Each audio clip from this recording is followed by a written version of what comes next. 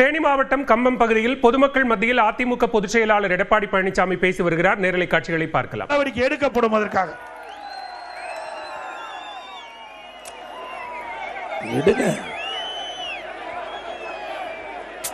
இறக்கி பிடி தம்பி, இது என்ன கொஞ்சம் சொன்னா கேளுங்க. லைவ்ல எடுக்கிறாங்கல்ல கஷ்டப்பட்டு.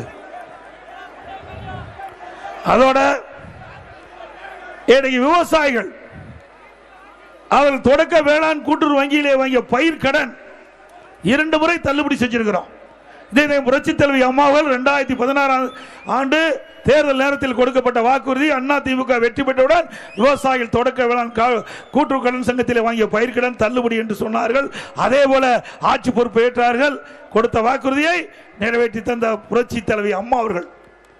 அதே போல கொரோனா காலம், அந்த காலகட்டத்தில் விவசாய பணி தோய்வாக இருந்தது. விவசாயிகள் பாதிக்கப்பட்டாங்க. அந்த விவசாய பெருங்குடி மக்கள் தொடக்க வேளாண் கூட்டுறவு கடன் சங்கத்தில் வாங்கிய பயிர் கடன் தள்ளுபடி செய்ய வேண்டும் என்று கோரிக்கை வைத்தார்கள்.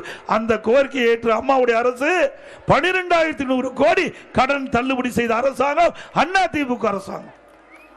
அதேபோல வறட்சி 2017 ஆண்டு கடுமையான வறட்சி. பல்வேறு இடத்தில் குடிப்பதற்கு கூட தண்ணீர் கிடையாது. அணையிலே நீர்மட்டம் குறைவு. இன்றைக்கு விவசாயியுடைய பயிர் கடுமையாக சேதமடைந்தது. அந்த விவசாய மக்களுடைய கோரிக்கையை ஏற்று அம்மாவுடைய அரசு இந்திய வரலாற்றிலேயே தமிழக வரலாற்றிலேயே வறட்சிக்கு நிவாரணம் கொடுத்த வரலாறு கிடையாது.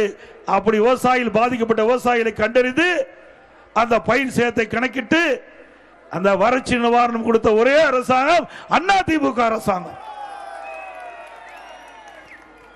அதுபோல விவசாயிகள் 24 மணி நேரம் அவருடைய மின் மோட்டார் இயக்க வேண்டும்.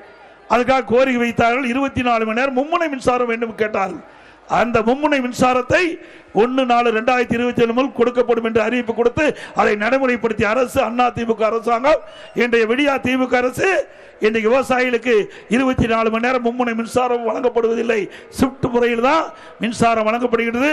மீண்டும் அனைத்து இந்திய அண்ணா திராவிட முன்னேற்ற கழக அரசு அமைந்தவுடன் ஏற்கனவே எப்படி அதிமுக ஆட்சியில் 24 மணி நேரம் மும்முனை மின்சாரம் விவசாயிகளுக்கு வழங்கப்பட்டதோ அப்படி தொடரும் என்பதை இந்த நேரத்தில் தெரிவிக்க விரும்புகின்றேன்.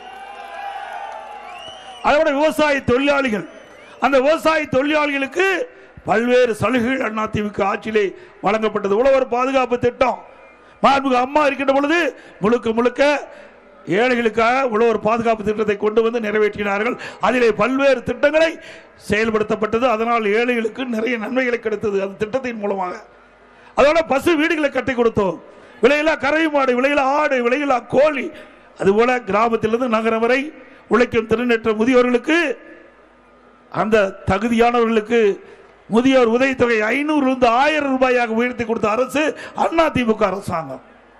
இன்றைக்கு தமிழ்நாடு முழுவதும் கோரிக்கை வந்தது.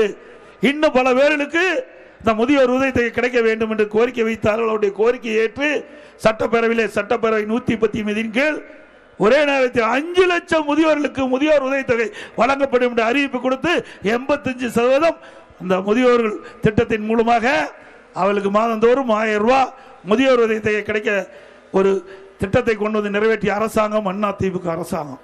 இப்படி கொடுக்கப்பட்ட வாக்குறுதி நிறைவேற்றப்பட்டது. அந்தந்த காலகட்டத்திலே மக்களுக்கு ஏற்படுகின்ற பிரச்சனைகளை தீர்க்கப்பட்ட அரசு அதிமுக அரசாங்கம் என்பதை நேரத்தில் சுட்டிக்காட்ட விளைகின்றேன். அது மட்டுமில்லை, இந்த பகுதியில் இருக்கின்ற மக்களுக்கு நீர் ஆதாரமாக இருப்பது முல்லை பெரியார் அணை. 5 மாவட்ட மக்கள் இந்த முல்லை பெரியார் அணையில் இருக்கிற நீரை நம்பித்தான் அப்படி வாழ்வாதாரம் இருக்கின்றது. இதே புரட்சி தலைவி அம்மா இருக்கின்ற பொழுது இந்த முல்லை பெரியார் அணையினுடைய நீர்மட்டத்தை உயர்த்த வேண்டும் என்பதற்காக உச்சநீதிமன்றத்திலே வழக்கு நடைபெற்றது.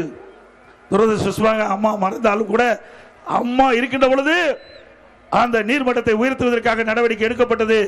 அதன் அடிப்படையிலே 136 தேனி மாவட்டம் கம்பம் பகுதியில் தற்போது அதிமுக பொதுச் செயலாளர் எடப்பாடி பழனிசாமி பரப்புரை மேற்கொண்டு வந்த நேரலை காட்சிகளை பார்த்தோம்.